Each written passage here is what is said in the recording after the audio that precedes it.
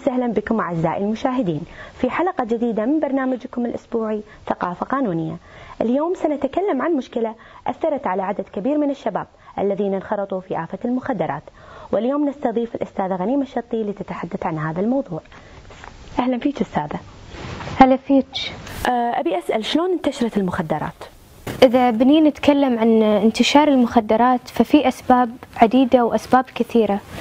بداية أقدر أقول ضعف الوازع الديني، إهمال الأهالي بمراقبة أبنائهم، صار في إهمال بشكل كبير. يعني بالجيل هذا بالفترة هذه المفروض أن الأب يراقب تصرفات أبنائه، وين يروح وين يرجع، خاصة فترة المراهقة. هذا عمر صعب جدا، يمر فيه المراهق بعدة مراحل، يمر على ناس كثيرين، يتعرف على ناس كثيرين، فلا بد أنه يكون في مراقبة. ومن ضمن يعني الجواب على هذا السؤال في ضعف بالجهاز الأمني عندنا بالديرة. شلون؟ ضعف بالجهاز الأمني، يعني شلون المخدرات هذه قاعدة تدخل عندنا، شلون قاعد توصل هني؟ هذا التساؤل. بس إذا بني نجاوب عليه، رديت على قلت لك ضعف الجهاز الأمني. طيب احنا عندنا جمارك، عندنا وزارة الداخلية ما يقصرون، عندنا أجهزة التفتيش، لكن فيها ضعف.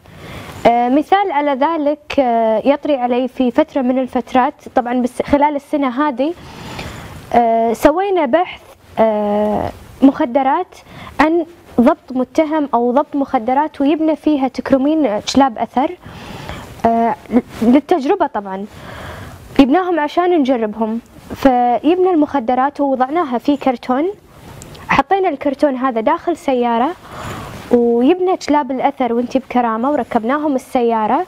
للأسف أن الكلب تكرمين لف بالسيارة وطلع بدون ولا شيء. هذا من أسباب ضعف مخدرات كان في هذا سبب من أسباب ضعف الجهاز الأمني. يعني أنتم حطوا لنا تكرمين كلاب مدربة، كلاب يعني متعلمة نفس الدول البقية. وإذا بيي أتكلم عن هذا طبعا بالنسبة حق الجمارك، إذا بيي أتكلم عن الحدود، إذا في مخدرات تدخل بالجلب أو بالاستيراد عن طريق الحدود، حدود دولة من دولة لدولة أخرى، ما عندنا أجهزة تفتيش بتقنية حديثة.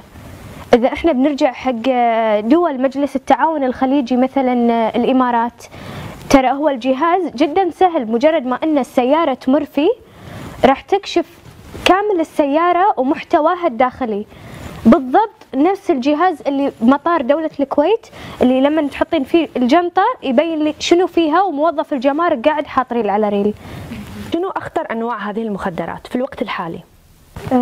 إذا بني نتكلم عن الوقت الحالي، فعلا وصلنا حق مرحلة خطرة جدا، انتشرت فيها مواد غريبة، مواد خطرة، ومواد شكلها متداول عند الكل لدرجة ان حتى لو تشوفينها بعينك ما اقول هذه مخدرات.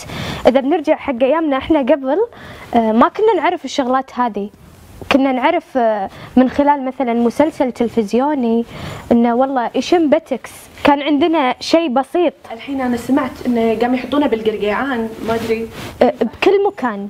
يعني انا هذا ردي على كلامك او على السؤال، انه صار متداول وشكله مو غريب. بس بالنسبه حق اخطر انواعه بالوقت الحالي هو الشابو. بالنسبه لي انا سابقا كان الهيروين، لكن مع التطور التكنولوجي والتطور اللي صار عندنا وعادات الغرب اللي دخلت ووصلت عندنا للديرة، وصلنا حق الشابو. فبالنسبة لي أنا أخطر أنواع بالفترة هذه الشابو.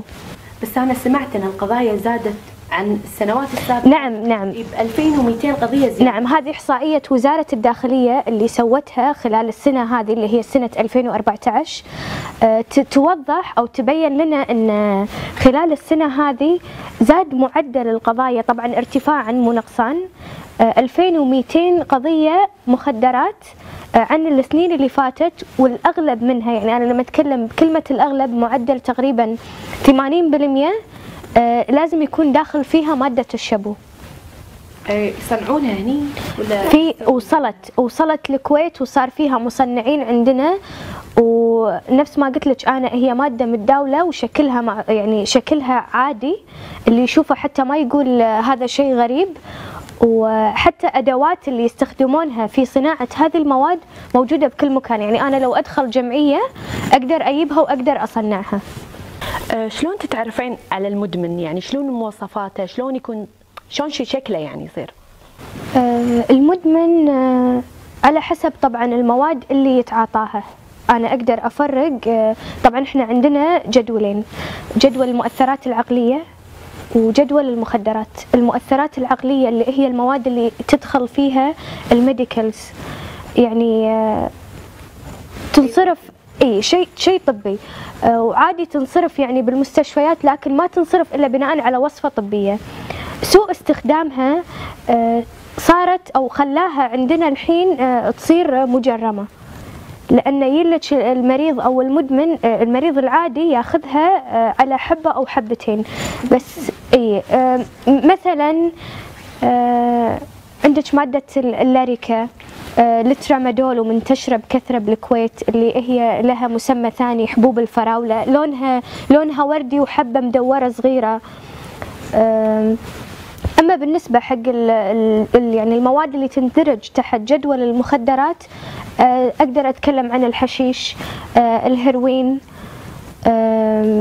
تقريبا المواد هذه. لكن كآثار تبين على مدمن أو علامات تقول لي هذا الشخص مدمن، في مواد نفس ما قلت لك التعاطى، مثل دخان.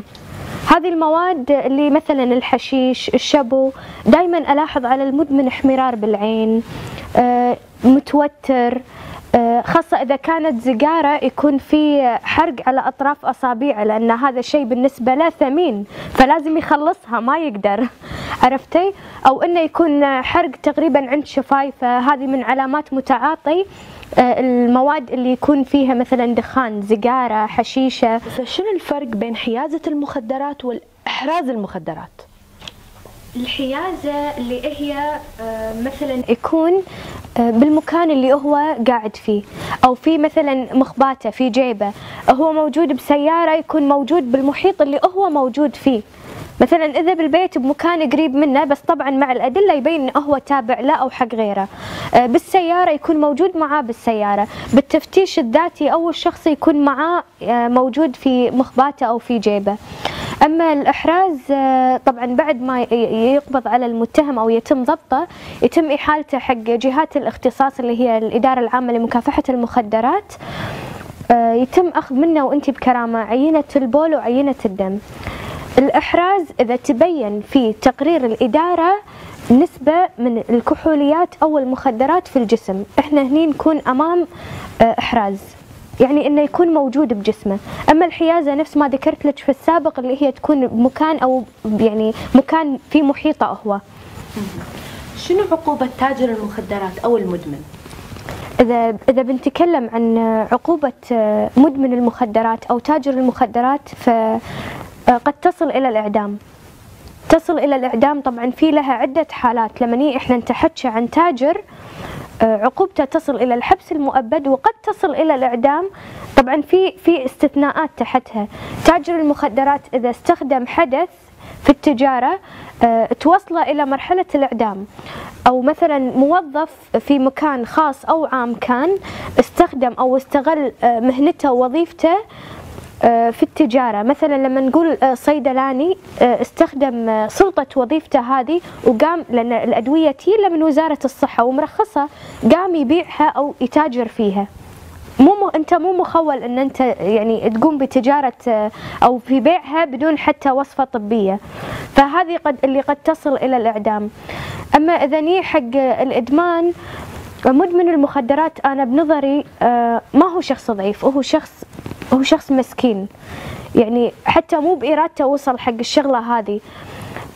العقوبة هي طبعا الحبس، ويصل حتى 5 سنوات بلس أو زائد الإيداع في مركز علاج الإدمان التابع لمستشفى الطب النفسي. لكن بوجهة نظري أن حبس المتهم المدمن جدا خاطئ، لأنه يعني تخيلي هو يدخل سجن مركزي أو مؤسسة إصلاحية بناء على المصطلح المذكور، يدخل هاوي ويطلع محترف، لأن أساسا حتى المدمنين هناك مو مع بعض، تلقى قاتل مع مدمن مع سارق مع فيدخل هاوي ويطلع محترف. نفس ما قلت لك طبعا عقوبة المدمن هي طبعا الحبس، وقد تصل إلى 5 سنوات في المؤسسات الإصلاحية، زائد الإيداع في مركز علاج الإدمان التابع لمستشفى الطب النفسي. عندك كلمة أخيرة بتودينها؟ والله كلمتي الأخيرة أحب أوجهها حق أولياء الأمور، ديروا بالكم على عيالكم، خاصة العيال اللي في مرحلة سن المراهقة هذه. البنات منتشرة طبعا، المخدرات الحين صارت تنتشر حتى في المدارس وبين بنات، أنا هذا اللي مستغربة منه. أدير بالي، ألاحظ مثلا على ولدي الشغلات الغريبة، مثلا ينام وايد، ما ينام، ما ياكل، جسمه يضعف، أعرف وين يروح وين يرجع، منو يكلم، شنو الأشياء اللي عنده. طبعا هذه كلمتي أحب أوجهها حق أولياء الأمور، وديروا بالكم على عيالكم. وفي الختام نحب نشكر الأستاذة غنيمة الشطي على تواجدها معنا اليوم، وإن شاء الله انتظرونا في حلقات جديدة من برنامجكم ثقافة قانونية على قناة الزاوية الإخبارية.